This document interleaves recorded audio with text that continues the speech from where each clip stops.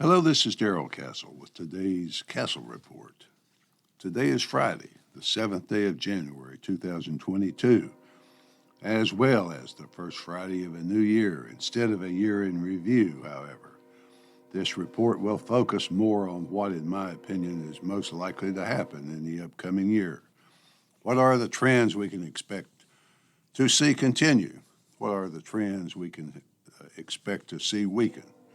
I spent Christmas with Joan and my sister. We had a wonderful time together. My sister told me about the morning worship program of the Dean of Canterbury Cathedral in England. I've been listening to that each day, but perhaps the best gift and part of the inspiration for this title was the Dean's reading of the Charles Dickens novel, A Christmas Carol. He read the book in three parts, and it was wonderful to hear it in his English accent, the ghost of Christmas future.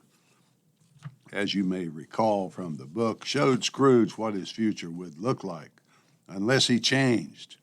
Scrooge asked the ghost if what he was seeing was what had to happen or only what might happen, but he received no reply from the ghost. Dickens' novel was and is part and an example of the civilization of the West, or Western civilization, or if you prefer, Christian civilization. That I often remind you deserves to be preserved. I have dedicated a great deal of my life to trying to preserve it. By way of explanation, I defer to the words of Dr. Paul Craig Roberts. Quote, "Every great family and every great civilization has some roots in sin and crimes. What the Western world has forgotten is that they also have roots in accomplishments, moral, artistic, cultural, economic, political. We should not forget that man is fallen. There are good and evil that contend for his soul. It was Christianity that gave the powerless a voice capable of challenging the voice of raw power.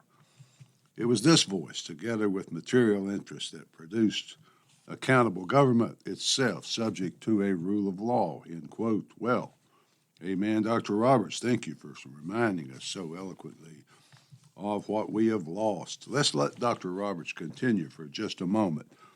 Quote, "Today the rule of law is disappearing. The U.S. Constitution is in tatters. Everyone has become a tyrannical dictator, not only presidents, chancellors, prime ministers, but also employers, school boards, university administrators, mayors, governors, airlines, restaurants, sports organizations issue mandates that are violations of the Nuremberg laws laid down by the United States at the World War II War Crimes Tribunals. Now the government in Washington refuses to obey its own creation, finding that big pharma profits' control over citizens and perhaps darker agendas are more important than the rule of law," end quote. Well, that about says it, folks.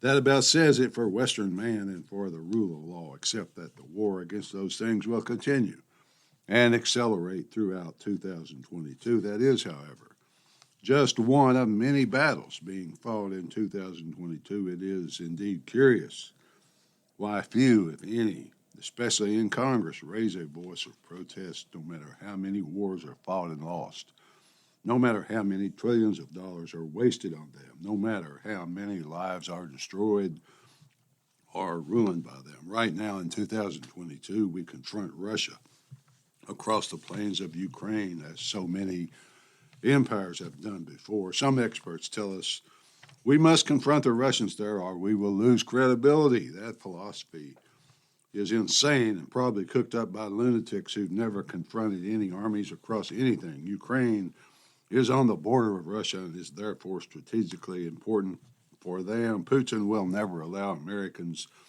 or NATO forces to take root there, nor should he. Surely there's someone in Washington who is not so blind he cannot see that. China's aggressive defense of what it perceives as its sovereign territory, its sovereign right to the South China Sea and other Asian territories are another matter. China seems to believe that the water in question has not been referred to as the South China Sea for decades, for no reason. In any event, the Chinese dump millions of tons of soil and rocks on some below-water islands, then start building military bases on them. Then they try to take the view that because they have bases there, the territory is Chinese territory. Other nations have legitimate claims, of course. Perhaps Russia could help diffuse some of the tension there and address those claims before the United States goes to war with a nuclear armed country. U.S. leadership will have to decide how many troops, how many ships, how much blood, how much sacrifice they are willing to make to keep Taiwan and not as part of China. Is this just manifest destiny, now referred to as American exceptionalism, or is there more to it than that? The best study of manifest destiny are the moving of Americans relentlessly westward across the country and the world is Frederick Jackson Turner's book, The Significance of the Frontier in American History. That book portrays how the restless drive to conquer the frontier when no longer there led to the concentration of people in mass cities with all their related social problems. Perhaps the frontier's end also influenced Americans to continue their move westward to first Hawaii, then other areas of the Far East. That's just a thought, folks, just my idea. It's probably nothing. People never grow tired of war. There are plenty more wars in Washington's buffer. We can't forget about the war on drugs, the war on poverty, both continuing but already lost. There are vast sums of money wasted, often worse than wasted. There are thousands of harmless people languishing in prison, millions doomed to welfare dependency and poverty for generations to come. As the pundits say, though, money doesn't disappear, it just moves around. So many were impoverished and many were made wealthy. The dumbest wars in American history are thankfully over, at least partially over. The 20-year war in Afghanistan resulting in a humiliating loss capped by a 30-year $8 trillion effort in the Middle East that continues in part. To this day, we are distracted now. Pivoting to the Far East, we say, Middle Easterners can get back to their 1,000-year-old ethnic conflicts and to killing each other. We're still engaged in the war on terror, as far as I know. Safest bet is that wars and rumors of wars will continue throughout 2022. That's a trend you can bet on, folks. War on terror, I suppose, a war against nobody in particular. Nobody benefits from its continuance except that complex which President Eisenhower warned us about in 1959. Killing, death, economic privation are all things that are undeniably attractive to the average power-seeking, world-improving lunatic. Which war will I talk about next? Will it be virus wars, climate wars, wars against systemic racism, inflation, currency, destruction, all claptrap to one extent or another, but all must be fought throughout 2022 with the expenditure of trillions of dollars, of course. Let's look at some of the other poppycock and claptrap that passes for gospel, or at least popular belief in 2022. The world's temperature needs to be controlled. That can be done by reducing carbon dioxide or carbon emissions. If that premise were true, the next question would be, can humanity do anything to control the climate, keeping in mind that climate and weather are different? President Biden would have been embarrassed recently if he were capable of such a thing by his statement that tornadoes in Kentucky were the result of climate change. A host of many scientists pointed out that weather and climate are different. Once again, the expenditure of trillions that do not exist, the destruction of any remaining industry in America, and the pushing of the middle class further down toward the bottom and into poverty are the results of the government's war on the change in climate that the government tells us is a real problem that must be fought. If that were all, folks, it would be plenty, but there's more.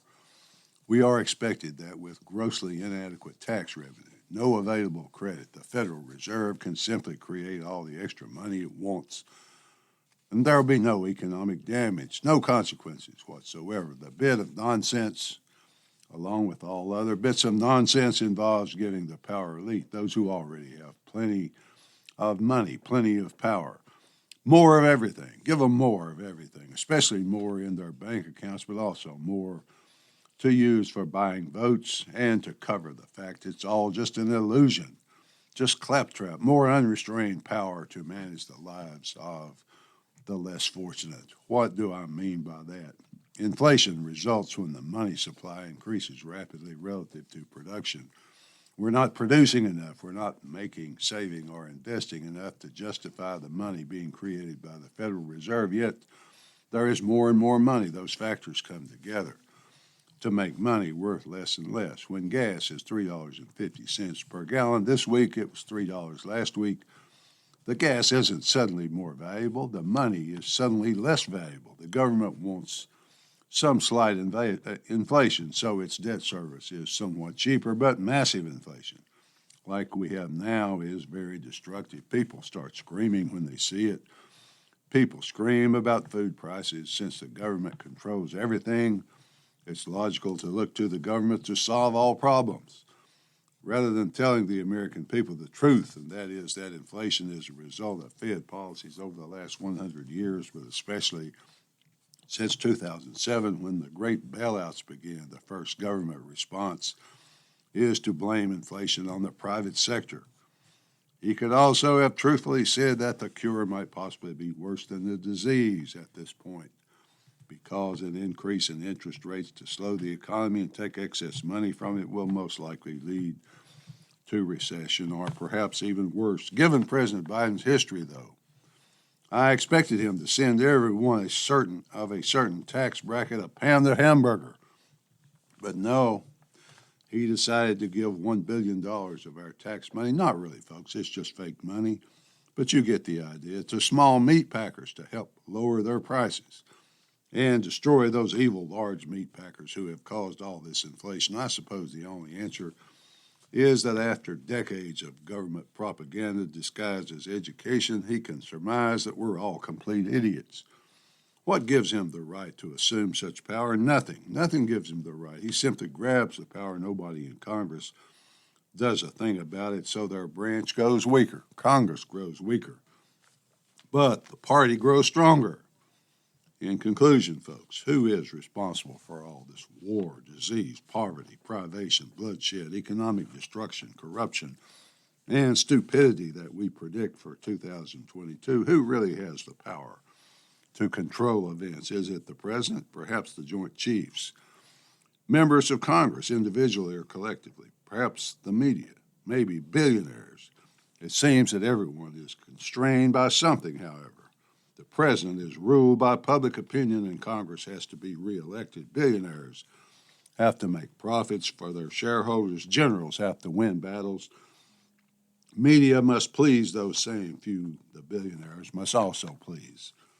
Power, then, is not in one body, but in a complex network of individuals and organizations, all pulling in different directions. Perhaps that is why it is so difficult to ever effect change. The complex network is openly contentious of the power of the people and of anyone who is foolish enough to attempt change.